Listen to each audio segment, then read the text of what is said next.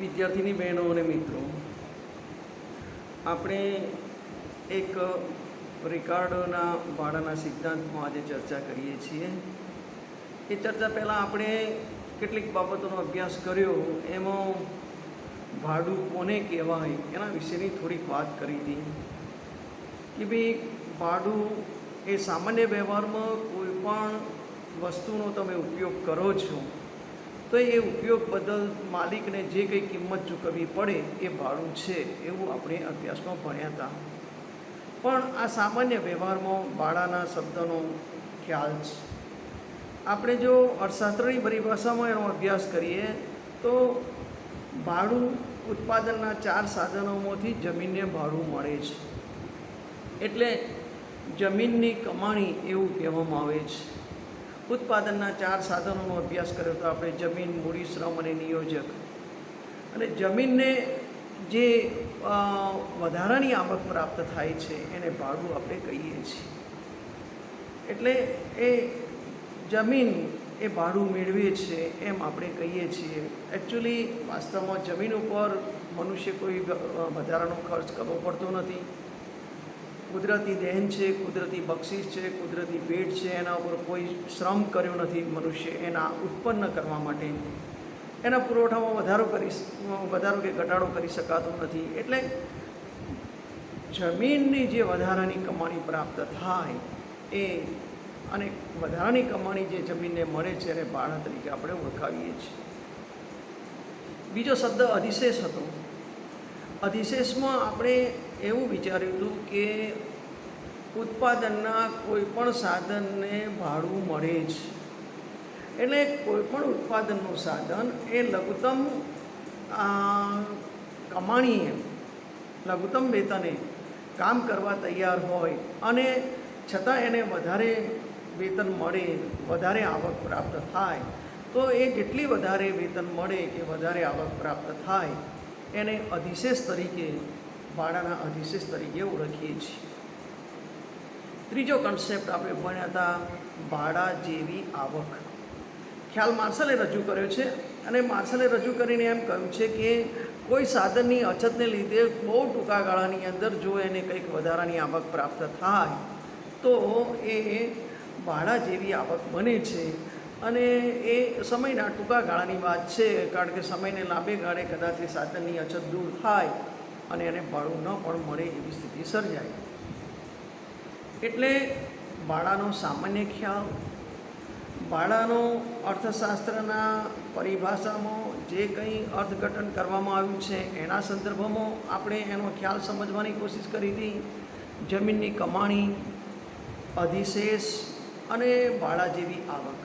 અત્યારે આપણે ચર્ચા કરીએ છીએ એ ભાડાની અંદર બહુ પ્રશિષ્ટ અર્થશાસ્ત્રીઓએ આપેલો સિદ્ધાંત છે અને એમાં રિકાર્ડો પણ એક પ્રશિષ્ટ અર્થશાસ્ત્રી છે.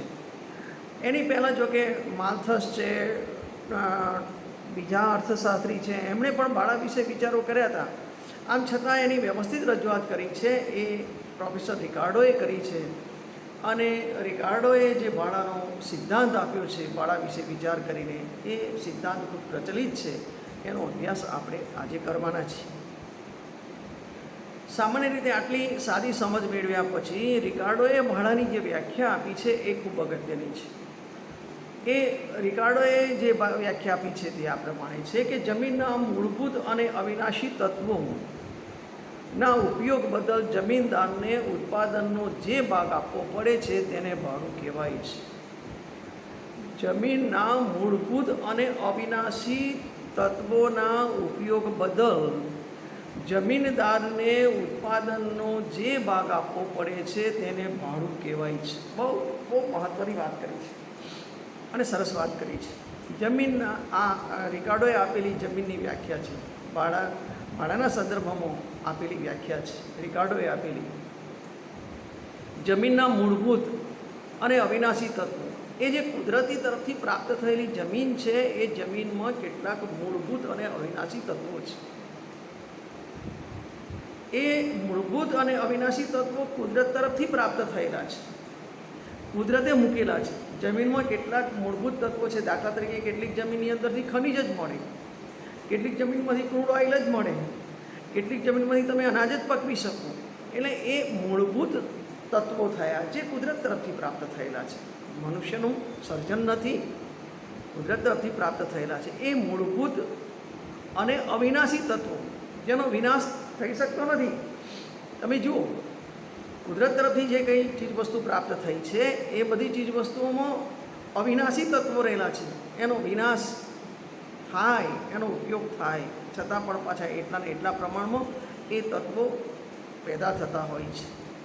એટલે જમીનના મૂળભૂત અને અવિનાશી તત્વોના ઉપયોગ બદલ જમીનદારને ઉત્પાદનનો જે ભાગ આપવો પડે છે, ઉત્પાદનનો જે ભાગ, પ્રશિષ્ટ અર્થશાસ્ત્રીઓ વાસ્તવિકતામાં વધારે રસ ધરાવતા હતા, એટલા માટે એમણે અહીંયા નાણાંને વચમાં લાવ્યા સિવાય જમીનના અંદર એવું વાત મૂકી છે કે એના ઉપયોગ બદલ જમીનદારને ઉત્પાદનનો જે ભાગ આપવો પડે તે, ઉત્પાદનનો જે ભાગ આપવો પડે તે, અને જે ભાગ આપવો પડે એને ભાડું કહેવાય છે. જમીનમાં મૂળભૂત અને અવિનાશી તત્વો વિશેષ હોય છે, ઘણા બધા હોય છે. અને અવિનાશી તત્વો એટલે ફળદ્રુપતા, જમીનની ફળદ્રુપતા. અને એનો અર્થ એવો કરવામાં આવ્યો છે કે જે જમીનની અંદર વિશેષ ફળદ્રુપતા હશે એને વધારે ભાડું પ્રાપ્ત થશે, અને આ જમીનની ફળદ્રુપતા જ એના ભાડાના ઉદ્ભવ માટે જવાબદાર છે. એટલે જમીનમાં વિવિધ પ્રકારની ફળદ્રુપતામાં તફાવત રહેલો છે. કેટલીક જમીનમાં વધારે ફળદ્રુપતા છે, કેટલીક જમીનમાં ઓછી ફળદ્રુપતા છે, કેટલીક જમીનમાં બિલકુલ ફળદ્રુપતા નથી. એટલે ફળદ્રુપતા એ ભાડાના ઉત્પન્ન કરવા માટેનું એક જવાબદાર કારણ છે એમ રિકાર્ડો માનતા હોવાને કારણે એમણે જે ભાડાનો સિદ્ધાંત આપ્યો એને ઘણીવાર ફળદ્રુપતાને કારણે એને તફાવતી ભાડા તરીકે પણ ઓળખવામાં આવે છે. કારણ કે તફાવતી ભાડું સર્જાય છે ફળદ્રુપતાને કારણે. ફળદ્રુપતા એ ભાડું ઉત્પન્ન કરવા માટેની એક જવાબદાર પરિબળ છે, અને એ જવાબદાર પરિબળને કારણે ભાડું ઉત્પન્ન થાય છે. પણ જે ભાડું ઉત્પન્ન થાય છે એ ફળદ્રુપતાની તફાવતને આભારી છે, જમીનની ફળદ્રુપતાના તફાવતને આભારી છે. કારણ કે બધી જ જમીન બધી જગ્યાએ સરખી ફળદ્રુપતાવાળી હોતી નથી, તો બધી જગ્યાએ બધી જમીન બિલકુલ ફળદ્રુપતાવાળી ન હોય એવું પણ નથી. એમાં જે તફાવત છે એ તફાવતને કારણે ભાડું ઉદ્ભવે છે. આથી રિકાર્ડોએ જે વાત કરી છે એમાં એવું કહેવામાં આવ્યું છે કે જે ભાડું ઉદ્ભવે છે એ ભાડું જમીનની ફળદ્રુપતાના તફાવતને આભારી છે, અને એટલા માટે એને ક્યારેક તફાવતી ભાડા તરીકે પણ ઓળખવામાં આવે છે. એક ઉદાહરણ દ્વારા સમજવાનો આપણે અભ્યાસ કરીએ, સરળતાથી સમજી શકાય એટલા માટે એવો પ્રયત્ન કરીએ. દાખલા તરીકે જમીનના 3 ટુકડાઓ છે અને દરેક ટુકડાની ગુણવત્તા જુદી જુદી છે. તેમાં સૌથી વધારે જે ફળદ્રુપતાવાળી જમીન છે, ઉત્તમ ફળદ્રુપતા ધરાવે છે, તે માનો કે એ વર્ગની છે. થોડી ઓછી ફળદ્રુપતા ધરાવે છે, માનો કે મધ્યમ વર્ગની છે. અને એને બી વર્ગની જમીન આપો, અને માનો કે બિલકુલ કનિષ્ઠ ફળદ્રુપતા છે, ઓછામાં ઓછી ફળદ્રુપતા છે, એ જમીનના ટુકડાને માનો કે સી વિભાગ આપો. જમીનના 3 ટુકડાઓ લો. એ જમીન વધારે ફળદ્રુપતાવાળી છે, બી જમીન મધ્યમ ફળદ્રુપતાવાળી છે, અને સી જમીન છે એ બિલકુલ ફળદ્રુપતા ધરાવતી નથી, અથવા તો કનિષ્ઠ ઓછામાં ઓછી ફળદ્રુપતા ધરાવે છે. હવે સરળતા ખાતર આપણે અનુમાન કરીએ કે જમીનના દરેક ટુકડા ઉપર 100 રૂપિયાનું મૂડીરોકાણ કરવામાં આવે છે, અને એમાં જે 100 રૂપિયાનું મૂડીરોકાણ કરવામાં આવે છે એમાં એ જમીનમાંથી જે આપણને ઉત્પાદન પ્રાપ્ત થાય છે એ 500 રૂપિયાનું ઉત્પાદન થાય છે. 500 રૂપિયાનું અનાજ પાકે છે, 500 રૂપિયાની કિંમતનું ધાન્ય પાકે છે, એમ સમજો. બી પ્રકારની જમીન છે, અહીંયા ઉદાહરણ મૂક્યું છે મેં. જમીનની વિભાગ ABC અને મૂડીરોકાણ દરેકમાં 100 રૂપિયાનું કરવામાં આવ્યું છે, અને ઉપજ છે એ લખવામાં આવી છે. માનો કે એ પ્રકારની જમીન છે, એ પ્રકારની જમીનમાં 100 રૂપિયાનું મૂડીરોકાણ કરવામાં આવે છે અને 500 રૂપિયાની કિંમતનું ધાન્ય પાકે છે. માનો કે બી પ્રકારની જમીનનો ટુકડો છે જે મધ્યમ પ્રકારની ફળદ્રુપતા ધરાવે છે, એમાં 100 રૂપિયાનું મૂડીરોકાણ કરવામાં આવે છે અને 300 રૂપિયાનું ધાન્ય પાકે છે. ઉદાહરણ તરીકે સમજવા માટે ધારો કે સી પ્રકારની જમીન છે, એમાં 100 રૂપિયાનું મૂડીરોકાણ કરવામાં આવે છે અને 100 રૂપિયાનું ધાન્ય પાકે છે. હવે અહીંયા તમે તફાવત જુઓ તો તફાવતને આધારે તમે એમ કહી શકશો કે શું પરિસ્થિતિ છે. સી પ્રકારની જમીન એ ઓછામાં ઓછી ફળદ્રુપતા ધરાવે છે અથવા તો કનિષ્ઠ ફળદ્રુપતા ધરાવે છે, એટલે એના ઉપર 100 રૂપિયાનું મૂડીરોકાણ કરવામાં આવે છે અને 100 રૂપિયાની ઉપજ પ્રાપ્ત થાય છે, એટલે અહીંયા કોઈ ભાડું સર્જાતું નથી. બી પ્રકારની મધ્યમ ફળદ્રુપતા ધરાવતી જમીન છે, એની અંદર તમે જુઓ તો 100 રૂપિયાનું મૂડીરોકાણ કરવામાં આવે છે, 300 રૂપિયાની ઉપજ પ્રાપ્ત થાય છે. એનો અર્થ થયો કે 300 ઓછા 100, 300 રૂપિયાની આવક થઈ છે, 300 રૂપિયાની ઉત્પાદન થયું છે, 300 રૂપિયાનું ધાન્ય પાક્યું છે, એના ઉપર 100 રૂપિયાનું મૂડીરોકાણ કરવામાં આવ્યું છે, એટલે 300 ઓછા 100 કરો એટલે 200 રૂપિયાનું ભાડું સર્જાયું છે. એ પ્રકારની જમીનનો વિચાર કરો તો એ પ્રકારની જમીનમાં શું પરિસ્થિતિ છે કે એ પ્રકારની જમીનમાં પણ 100 રૂપિયાનું મૂડીરોકાણ કરવામાં આવે છે અને એના ઉપર 500 રૂપિયાનું ધાન્ય પાકે છે, 500 રૂપિયાનું ઉત્પાદન થાય છે, એટલે 500 ઓછા 100 કરો એટલે ત્યાં 400 રૂપિયા જેટલું ભાડું સર્જાય છે. એટલે સી વર્ગની જમીને ભાડું, ઉપજ અને તે જમીન પર કરવામાં આવતું ખર્ચ બંને સરખા થાય છે, જ્યારે એ અને બી વર્ગની જમીનને ખર્ચ ઉપરાંત જે રકમ મળે છે તે ખરેખર ભાડું છે. સમજવાની વસ્તુ આ છે કે તમે જેટલું મૂડીરોકાણ કરો છો એટલું જ જો ઉપજ પ્રાપ્ત થતી હોય તો એને કશું ભાડું મળતું નથી. રિકાર્ડોના સિદ્ધાંત મુજબ જમીનના 3 ટુકડા છે. એ જ પ્રકારની જમીન એ વધુ ફળદ્રુપતાવાળી છે, બી પ્રકારની જમીન મધ્યમ ફળદ્રુપતાવાળી છે, સી પ્રકારની જમીન ઓછી ફળદ્રુપતાવાળી છે, અને એના આધારે સમજાવવામાં આવ્યું છે કે એ પ્રકારની જમીનમાં 100 રૂપિયાનું મૂડીરોકાણ કરવામાં આવે છે, બી પ્રકારની જમીનમાં પણ 100 રૂપિયાનું મૂડીરોકાણ, સી પ્રકારની જમીનમાં પણ 100 રૂપિયાનું મૂડીરોકાણ કરવામાં આવે છે. પણ ફળદ્રુપતાના તફાવતને કારણે, જમીનમાં રહેલી ફળદ્રુપતાના તફાવતને કારણે અહીંયા ભાડું સર્જાય છે, કારણ કે એ પ્રકારની જમીન એ સૌથી વિશેષ ઉત્તમ પ્રકારની ફળદ્રુપતા ધરાવતી જમીન છે. બી પ્રકારની જમીન એ મધ્યમ પ્રકારની ફળદ્રુપતા ધરાવે છે, સી પ્રકારની જમીન ઓછી ફળદ્રુપતા ધરાવે છે, અને એને કારણે એને જે કંઈક આવક થાય છે એ એના ખર્ચ બરાબર થાય છે, એટલે એને ભાડું મળતું નથી. જ્યારે એ પ્રકારની જમીન અને બી પ્રકારની જમીનને એ મધ્યમ ફળદ્રુપતા ધરાવે છે, એ પ્રકારની જમીન વધુ ફળદ્રુપતા ધરાવે છે, અને એને કારણે એને ભાડું પ્રાપ્ત મળે છે. એટલે સવાલ એ છે કે અહીંયા જમીનમાં રહેલા મૂળભૂત અને અવિનાશી તત્વોનો ઉપયોગ બદલ જમીનદારને અથવા તો જમીનના માલિકને ઉત્પાદનનો જે ભાગ ચૂકવવો પડે એને ભાડું તરીકે ઓળખવામાં આવે છે. પણ એ ભાડું ઉદ્ભવવાનું કારણ છે જમીનની ફળદ્રુપતા. જમીનની ફળદ્રુપતામાં રહેલા તફાવતને કારણે ભાડું ઉદ્ભવે છે, અને એ જમીનની ફળદ્રુપતા ભાડા માટે જવાબદાર છે. એટલે સી પ્રકારની જમીનને બિલકુલ ભાડું મળશે નહીં. આ જ વસ્તુને મેં ડાયાગ્રામ દ્વારા સમજવાની કોશિશ કરી છે. લંબધરી ઉપર ભાડું લીધું છે, આવકમાંથી તમે ખર્ચ બાદ કરો એટલે ભાડું મળે, અને પાયાની ધરી ઉપર OX ઉપર જમીન લીધી છે. જમીનના આપણે 3 ટુકડાનો વિચાર કર્યો છે, ને A, B, C એવી જમીનના 3 ટુકડા લીધા છે. એ જમીન ઉપર પ્રાપ્ત થતું ભાડું આપણે વિચારીએ છીએ તો જે સી પ્રકારની જમીન છે એને 100 રૂપિયાનો કુલ ખર્ચ કરવામાં આવે છે, અને 100 રૂપિયા એનો પાક મળે છે, એટલે એને કોઈ ભાડું મળતું નથી. બી પ્રકારની જમીનમાં આપણને 300 રૂપિયા ઉપજ મળે છે અને 100 રૂપિયા ખર્ચ થાય છે, એટલે 200 રૂપિયા જેટલી વધારાની કમાણી મળે છે આપણને. અને એ પ્રકારની જમીનમાં 100 રૂપિયાનો ખર્ચ થાય છે અને 500 રૂપિયાની ઉપજ થાય છે, એટલે 400 રૂપિયા જેટલી વધારાની કમાણી પ્રાપ્ત થાય છે. એટલે લંબધરી ઉપર આપણે ભાડું લીધું છે, પાયાની ધરી ઉપર જમીનના 3 ટુકડા લીધા છે ABC.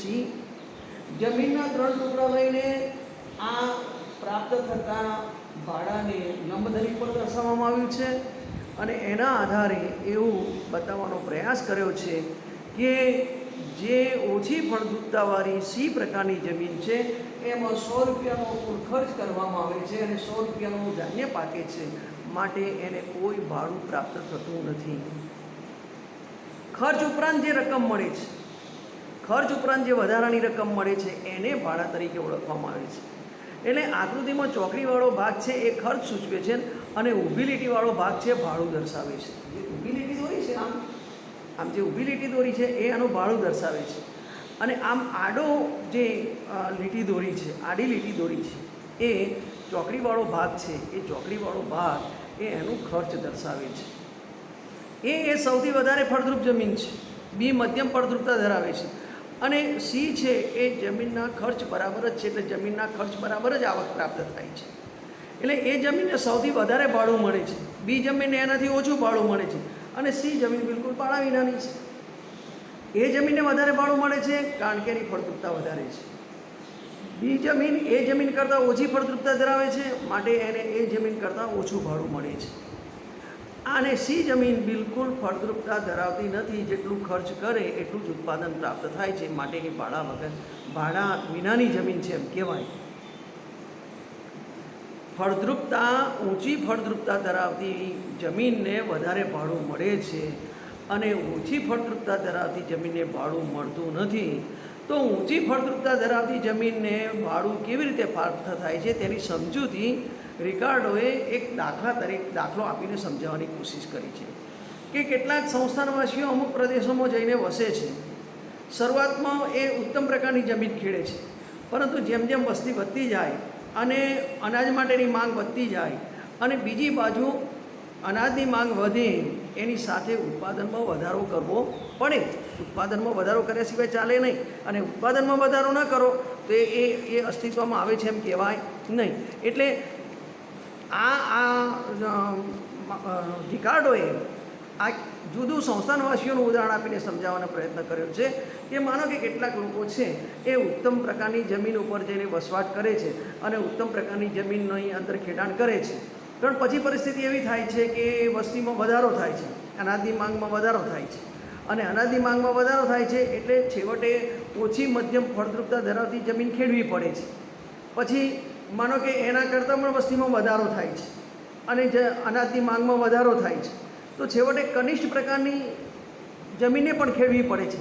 એટલે જેમ જેમ જમીનની જરૂરિયાત વધતી જાય છે, જેમ જેમ વસ્તીમાં વધારો થતો જાય છે અને અનાજની માંગમાં વધારો થતો જાય છે, તેમ તેમ ઊંચી ફળદ્રુપતા ધરાવતી જમીનમાંથી મધ્યમ ફળદ્રુપતા ધરાવતી જમીન, મધ્યમ ફળદ્રુપતા ધરાવતી જમીનમાંથી ઓછી ફળદ્રુપતા ધરાવતી જમીન ઉપર ખેતી કરવામાં આવે છે. હવે ઓછી ફળદ્રુપતા ધરાવતી જમીનને ભાડું મળતું નથી અને વધારે ફળદ્રુપતાવાળી જમીનને વિશેષ અને ઓછી ફળદ્રુપતાવાળી જમીનને ઓછું ભાડું મળે છે.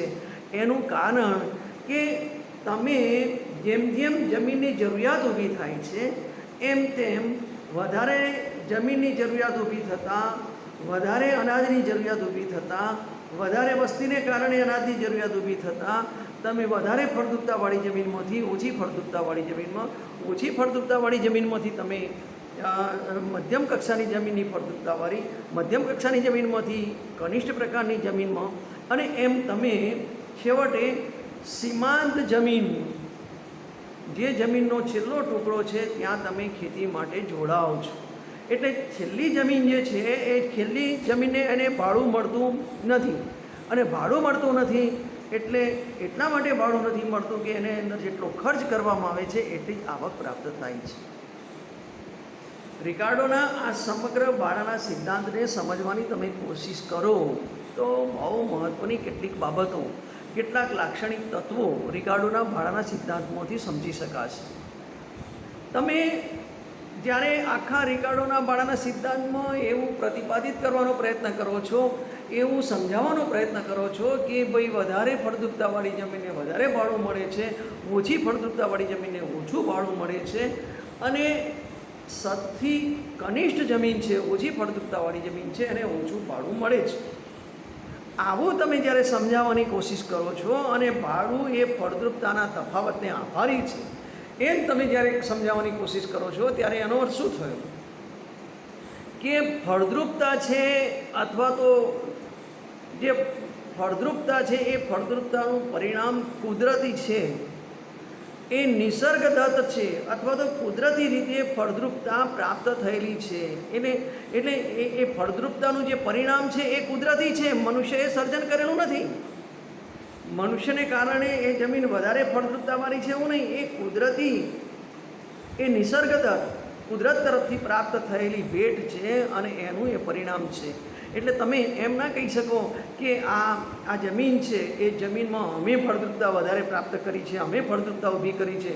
ના, એ નિસર્ગદત્ત છે, કુદરત તરફથી પ્રાપ્ત થયેલી છે.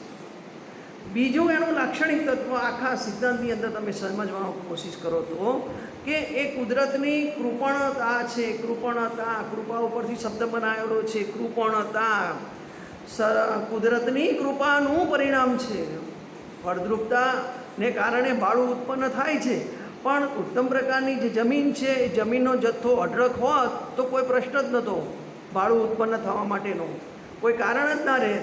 સવાલ એ છે કે આ કુદરતની કૃપણતા છે, કુદરતની કૃપાનું પરિણામ છે.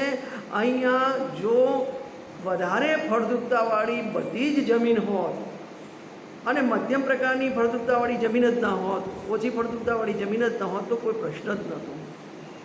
સવાલ એ છે કે અહીંયા ઉત્તમ પ્રકારની ફળદ્રુપતાવાળી જમીનનો જથ્થો અઢળક હોત તો કોઈ કારણ રહેત નહીં. બીજી, સીમાવર્તી જમીન એ બાળા વિનાની છે. છેલ્લી જમીન જેમાં જે ફળદ્રુપતા ઓછી છે એ જમીન બાળા વગરની છે અને જમીનદારની આવક અનુપાર્જિત છે. જમીનદારની આવક અનુપાર્જિત છે એટલે એને તો વધારાની આવક પ્રાપ્ત થાય છે, ફળદ્રુપતાને આભારી છે. આટલી બાબત અહીંયા સમજવાની કોશિશ કરીએ છીએ. ફરી પાછા આપણે સોમવારે મળીશું, ત્યારે ફરી આ જ મુદ્દાની ચર્ચા કરીને આગળ અભ્યાસ કરવા માટે પ્રયત્ન કરીશું. અત્યારે તમે આટલું સમજવાની કોશિશ કરજો કે રિકાર્ડોના ભાડાના સિદ્ધાંતમાં શું કહેવા માગે છે, એની વ્યાખ્યા શું છે, એના જમીનના પ્રકારો કયા છે અને એ જમીનની ફળદ્રુપતાને કારણે કેવી રીતે ભાડું પ્રાપ્ત થાય છે એને સમજવાની કોશિશ કરજો. હાલ આટલી ચર્ચાને વિરામ આપીએ છીએ.